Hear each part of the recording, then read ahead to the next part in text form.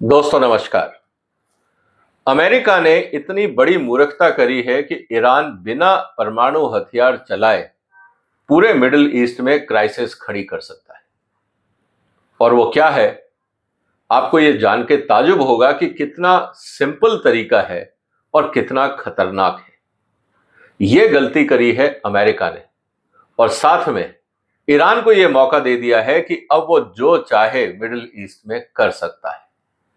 और मैं इसलिए कह रहा हूं कि वो बयान मैं आपके सामने रखने वाला हूं जिसको सुन के आपको समझ में आ जाएगा कि कितनी मूर्खता करी है अमेरिका ने और बैठे बैठाए सारे मिडिल ईस्ट कंट्रीज के लिए एक लाइफ लॉन्ग टेंशन खड़ा कर दिया है। आइए आज इसी की चर्चा करते हैं कि ऐसा क्या ब्लंडर हो गया। और इस वीडियो को शेयर करिए और अंत तक देखिएगा कि कितनी बड़ी मजबूरी है मिडिल ईस्ट की कि अब ईरान के साथ उनको दोस्ती करनी पड़ेगी। और अगर इस लड़ाई को वो ज्यादा खींचते हैं और ईरान पे जरूरत से ज्यादा हमले होते हैं तो सवाल अब इस बात का है कि बाकी मिडिल ईस्ट को कौन और कैसे बचाएगा। इसीलिए मैं दोबारा कह रहा हूं, इस वीडियो को आप अंत तक देखिएगा, इस वीडियो को शेयर करिएगा और इस चैनल को सब्सक्राइब भी कर लीजिए। मेरा यह कहना कि अमेरिका ने सबसे बड़ी मूर्खता करी है, आप इस बात से समझ जाएंगे। यह पोस्ट है ईरान के विदेश मंत्री का, सैयद अब्बास अगराची। उनका क्या कहना है? The US committed a blatant and desperate crime by attacking a fresh water desalination plant in Qeshm island. Water supply in 30 villages has been impacted. 30 गांव में पानी पहुंचना बंद हो गया। क्यों? अमेरिका ने डिसैलिनेशन प्लांट पे अटैक किया। Attacking Iran's infrastructure is a dangerous move with grave consequences. The US set this precedent, not Iran. इस लाइन को आप ध्यान से सुनिएगा कि यह शुरुआत करी है अमेरिका ने, हमने शुरुआत नहीं करी है। खामियाजा अब आपको उठाना पड़ सकता है। मैं ये इस प्लांट को क्यों इसलिए इंपॉर्टेंट मान रहा हूं, इस घटनाक्रम को क्यों इंपॉर्टेंट मान रहा हूं, आप इस पूरे नक्शे से समझ जाएंगे। जितने कंट्रीज अमेरिका के साथ हैं इन सब में जो वाटर सप्लाई आती है वो आती है डिसैलिनेशन प्लांट से। मतलब समुद्र के पानी को, समुद्र का जो खारा पानी है उसको अलग अलग तकनीकों से उसका खारापन हटा के पीने लायक बनाया जाता है। और यहां से करीब 400 प्लांट है इस क्षेत्र में, छोटे बड़े मिला के 400। और वहां से पूरे अरब देशों में 6 करोड़ आबादी को पीने का पानी मिलता है। अब सवाल इस बात का है कि इतना इंपॉर्टेंट डेवलपमेंट क्या है? ये इसलिए कि जितने बड़े शहर हैं ईरान के, अगर वहां पे डिसैलिनेशन प्लांट जो उनसे कनेक्टेड है उनको अगर ईरान अपने ड्रोन से तबाह कर देता है तो प्रॉब्लम मिडिल ईस्ट में ये हो जाएगी कि पीने का पानी तक नहीं रहेगा। और बिना पानी के आप कब तक जिंदा रहेंगे? क्या करेंगे? कौन सा पानी पिएंगे? क्या पेट्रोल पिएंगे, क्रूड पिएंगे या समुद्र का खारा पानी पिएंगे? और कितना पानी आप हवाई जहाज से लाएंगे रोज के पीने के लिए, नहाने के लिए, किचन काम के लिए और बाकी स्थितियों के लिए? स्थिति बहुत ज्यादा गंभीर हो जाएगी। और कितनी गंभीर होगी इसकी चर्चा विद डेटा मैं आपके साथ करने वाला हूं। Lot of oil but no water to drink. खूब तेल है, खूब अमीरी है, पीने के लिए पानी नहीं। इसीलिए समुद्र के खारे पानी को साफ करके पीना पड़ता है। और जैसा मैंने कहा कि 400 प्लांट हैं गल्फ एरिया में। और उसके साथ जो सबसे इंपॉर्टेंट बात है, जो सबसे खतरनाक चीज जो सामने आ रही है वो ये कि जो बड़े सिटीज हैं जैसे दुबई, दोहा, आबू धाबी, इनको अगर अनस्टॉपेबल वाटर सप्लाई चाहिए तो वो आता है इनके डिसैलिनेशन प्लांट से। और अगर इन शहरों को जो पानी सप्लाई करते हैं उन प्लांट को तोड़ दिया जाए तो क्या होगा? क्राइसिस, सबसे बड़ी जो समस्या खड़ी हो जाएगी वो है पानी। और पानी अगर है तो कुल मिला के स्थिति क्या है? लाखों लोग बिना पानी के कैसे रहेंगे? कौन सा इंस्टीट्यूशन काम करेगा बिना पानी के? आपकी एयरलाइंस, एयरपोर्ट्स बंद, होटल्स बंद, स्कूल बंद, हॉस्पिटल बंद, सब कुछ बंद, घरों में पानी नहीं, तब क्या होगा? इस बात को समझना बहुत जरूरी है। इसीलिए उनका यह कहना है ईरान का कि जो आपने हरकत करी है आप इसको जरा ध्यान से समझ जाइए कि आप गलत रास्ते जा रहे हैं।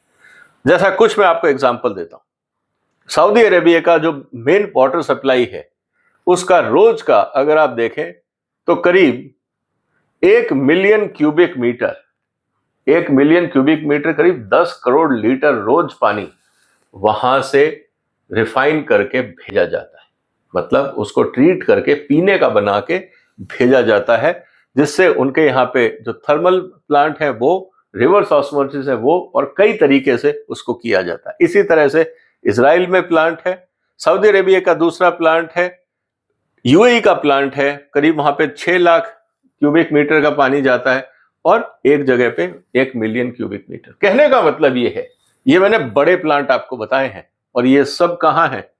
ये है ईरान, और ये प्लांट लगे हुए हैं।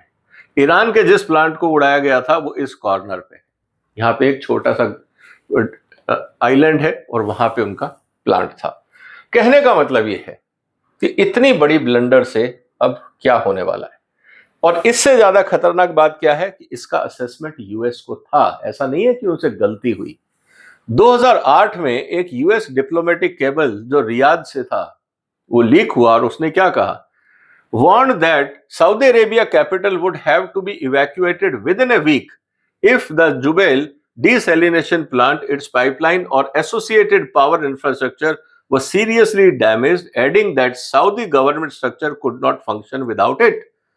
7 दिन के अंदर आपको पूरा शहर खाली करना पड़ेगा। यह कहा जा रहा है कि पूरा रियाद, अगर उनका वाटर ट्रीटमेंट प्लांट, जो बकायदा उन्होंने नाम दिया है कि जुबेल डिसैलिनेशन प्लांट, अगर इसके साथ कुछ होता है, और इसको तोड़ने के लिए आपको क्या चाहिए? एक ड्रोन। अगर ऐसा हुआ तो पूरा रियाद आपको 1 हफ्ते में खाली करना पड़ जाएगा, पानी का और कोई साधन नहीं है। यह बात अमेरिका को पता थी, क्योंकि जो रियाद का जो 90% पानी है वो इसी कोस्ट से आता है, और सिर्फ कैसे आता है? वहां लोकल तो नहीं, रियाद तो कोस्ट पे नहीं है, 500 किलोमीटर लंबी पाइप है, और 500 किलोमीटर लंबी पाइप को अगर आपने कई जगह से तोड़ दिया तो रिप्लेसमेंट में कितना टाइम लगेगा? आपको पता है आपके शहर में जब सीवेज लाइन टूटती है तो कितना टाइम लगता है? ये हाल अगर उस पाइप को कई जगह से ड्रोन से तोड़ दिया गया तो कितने दिन लगेंगे, और तब तक शहर का क्या होगा? इसको समझना बहुत जरूरी है। साथ ही कतर के प्राइम मिनिस्टर ने बोला last year that any attack on Iran's nuclear facility could contaminate the region's water and threaten life in Qatar, UAE and Kuwait, and disclosed that Qatar had once asserted it could run without potable water in just 3 days. In such scenario, leading Doha to build 15 massive water reserves as emergency. दोहा में 3 दिन में हालत खराब हो जाएगी, Riyadh में 7 दिन में, और एक नहीं, उनका कहना है कि कतर, यूएई, कुवैत, इन सब के लिए पानी की समस्या खड़ी हो जाएगी। तो इसलिए आप ईरान को ज्यादा टारगेट ना करें, बहुत समझ के काम करें, क्योंकि जिस दिन ईरान ने टारगेट शुरू कर दिया उस दिन मुश्किलें बहुत बढ़ जाएंगी। अब थोड़ा और कंट्री वाइज एनालिसिस करते हैं ताकि स्थिति और क्लियर हो जाए। कुवैत 90% पानी डिसैलिनेशन पे डिपेंडेंट है, कतर 80%, बहरीन करीब 60%, क्योंकि छोटे कुछ एक आइलैंड है जहां पे फ्रेश वाटर के कुएं हैं। ओमान अगर आप देखें 85%, सऊदी अरेबिया 70% पीने का पानी, यूएई में करीब 45%, इजराइल में करीब 80% और साइप्रस में 80%। ये सब प्लांट जो हैं ये डिसैलिनेशन से चलते हैं, और बाकी जगह की हम चर्चा नहीं कर रहे क्योंकि वो मिडिल ईस्ट में नहीं है। लेकिन इंपॉर्टेंट बात क्या है? इंपॉर्टेंट बात समझने की है, destroying one plant could cut supply to millions. लाखों लोग एक प्लांट पे डिपेंडेंट है। Coastal plants are easy to target by missiles and drones, जैसा मैं आपको बार बार कह रहा हूं, and Gulf state depend on very few large plants. छोटे छोटे से उनका गुजारा नहीं है, एक प्लांट बड़ा लगाया जाता है ताकि पूरे शहर को सप्लाई मिल सके। अगर मान लीजिए इनका डिसैलिनेशन प्लांट के ऊपर अटैक होता है तो किस देश के पास कितने दिन का पानी है, अब आप ये समझ लीजिए। पिछले वीडियो में मैं चर्चा करी थी कि कितने दिन का खाना है। आज आप समझ जाइए कि मैं पानी की बात कर रहा हूं, वो खाने से भी ज्यादा कॉम्प्लिकेटेड है और कम स्टोरेज फैसिलिटी है। कतर के पास 3 से 4 दिन, कुवैत के पास 3 से 5 दिन, यूएई के पास 5 से 7 दिन, बहरीन के पास 3 से 5 दिन। अगर मैं ये कहूं कि 7 दिन के अंदर पूरे गल्फ एरिया में हाहाकार मच जाएगा अगर डिसैलिनेशन प्लांट्स को तोड़ दिया गया। और अमेरिका को ये समझना पड़ेगा कि मूर्खता करने से पहले इस बात को समझें कि अगर आपने ईरान को जरूरत से ज्यादा तंग किया और वहां के रेवोल्यूशनरी गार्ड ने डिसाइड कर लिया कि ठीक है अब हमें भी कार्रवाई करनी है, तो उनके पास बहुत सारे ऑप्शन अब अवेलेबल हैं। और जैसा आपको पता है कि क्यों डिसैलिनेशन प्लांट आसानी से टारगेट है, क्योंकि एक तो वो कोस्टल एरिया में है, दूर से दिख जाते हैं कि ये डिसैलिनेशन प्लांट है, आप उनको मूव नहीं कर सकते। लार्ज सेंट्रलाइज प्लांट है, आसानी से टारगेट बनाया जा सकता है। और एनर्जी डिपेंडेंसी है, अगर आप डिसैलिनेशन प्लांट को डायरेक्ट भी ना हिट करें, अगर पावर प्लांट को भी हिट कर दिया जहां से बिजली आती है प्लांट्स को चलाने के लिए, तो भी वो प्लांट बंद हो जाएंगे। तो कहने का मतलब ये है कि इस समय स्थिति काफी कॉम्प्लिकेटेड है। और अब आप कहेंगे कि अगर अटैक हुआ तो रिपेयर तो हो सकता है, बिल्कुल सही है, लेकिन उसके लिए चाहिए आपको स्पेयर पार्ट्स।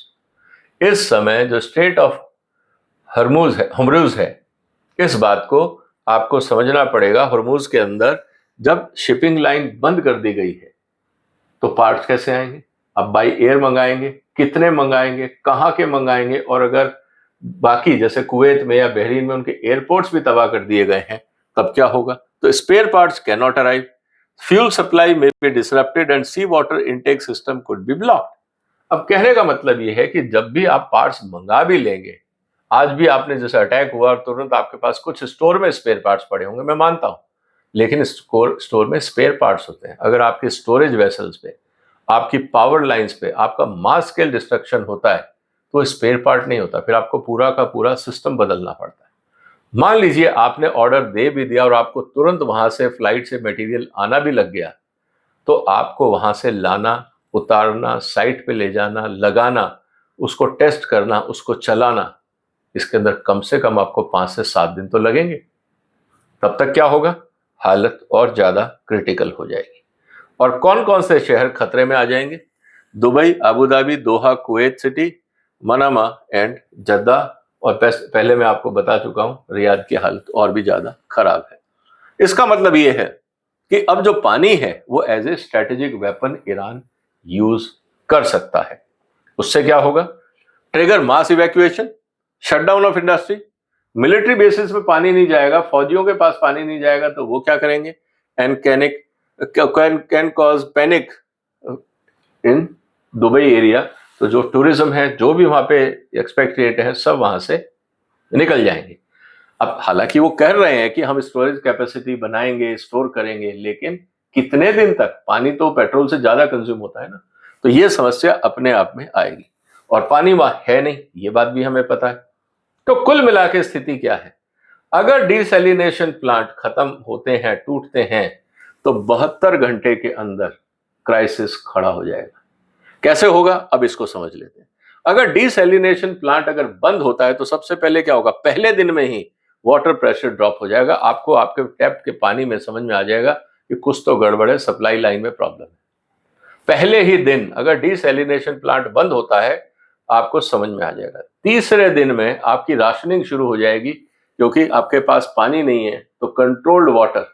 हिंदुस्तान में बहुत बार देखा होगा कि पानी सुबह और शाम आता था, क्योंकि हमारे यहाँ वाटर ट्रीटमेंट फैसिलिटीज नहीं थी, वाटर सप्लाईज नहीं थी। पांचवें दिन जो इंपॉर्टेंट इंडस्ट्रीज हैं उनमें असर आना शुरू हो जाएगा, हॉस्पिटल्स और इंडस्ट्रीज में, क्योंकि घरों में तो आप राशनिंग कर दोगे, हॉस्पिटल में तो आप कर नहीं सकते, फैक्ट्री में आप कर नहीं सकते। उनके ऊपर अब असर आना शुरू होगा। और 7वें दिन तक, मतलब 1 हफ्ते के अंदर अंदर फुल ब्लोन अर्बन क्राइसिस शुरू हो जाएगा। अब इसके लिए आपको एटॉमिक बॉम्ब की जरूरत नहीं है, आपको छोटे 10, 15, 20 ड्रोन जाके अपना काम कर सकते हैं।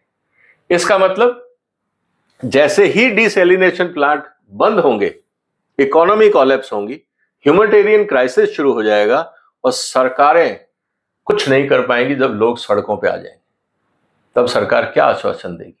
वैसे ही लोग वहां जो शेख परिवार हैं उनसे परेशान हैं, डेमोक्रेसी वहां है नहीं, लोग मुक्ति चाहते हैं। कहीं ऐसा ना हो कि ये डिसैलिनेशन प्लांट उस रास्ते का साधन बन जाए।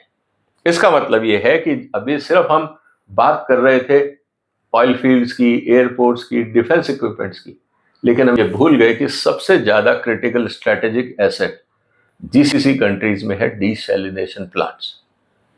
डीसैलिनेशन प्लांट अगर टूटेंगे तो हालत खराब हो जाएगी। कहने का मतलब आपके पास गल्फ में ऑयल बहुत है, खूब पैसा आपने कमाया, लेकिन पानी के बगैर जल बिन सब सून, आपने सुना होगा। और साथ में जो सबसे पावरफुल वेपन है, जो मिसाइल और ड्रोन नहीं है, अब आपके लिए सबसे क्रिटिकल इंफ्रास्ट्रक्चर हो जाता है डीसैलिनेशन प्लांट। क्योंकि इट विल बी इंपॉर्टेंट कि आपके पास अगर पानी का साधन ही बंद कर दिया जाए तो देश तो आपके वैसे ही बंद हो जाएंगे।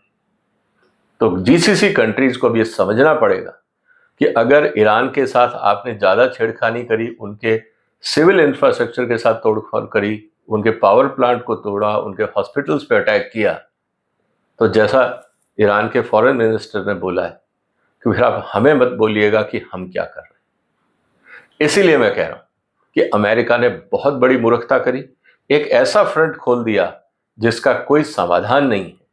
और अमेरिका का तो कुछ नहीं जाएगा, लेकिन जितने देश वहां हैं उन सब के जितने भी सैलिनेशन प्लांट्स हैं, इस बात को आपको समझना होगा कि अमेरिका को ऐसी हरकत नहीं करनी चाहिए। अगर आपके पास फ्रस्ट्रेशन है, आप ईरान को हरा नहीं पा रहे हैं, इसका मतलब ये नहीं है कि आप ऐसा ब्लंडर करें कि जिससे पूरे क्षेत्र में प्रॉब्लम खड़ी हो जाए। आपको क्या लगता है दोस्तों, क्या ईरान के पास ये अब हक हो गया है कि वो डीसैलिनेशन प्लांट्स पे अटैक करें? क्या अमेरिका की इस गलती से सारे गल्फ कंट्रीज का सर्वाइवल स्टेक पे आ गया है? आपको क्या लगता है? जो भी आपके विचार हो कमेंट बॉक्स में लिखिए, इस वीडियो को शेयर करिए, इस चैनल को सपोर्ट करिए, सब्सक्राइब करिए अगर नहीं किया है तो। फिर मुलाकात होगी एक और महत्वपूर्ण मुद्दे के साथ। तब तक अपना ध्यान रखिएगा। फिलहाल वंदे मातरम।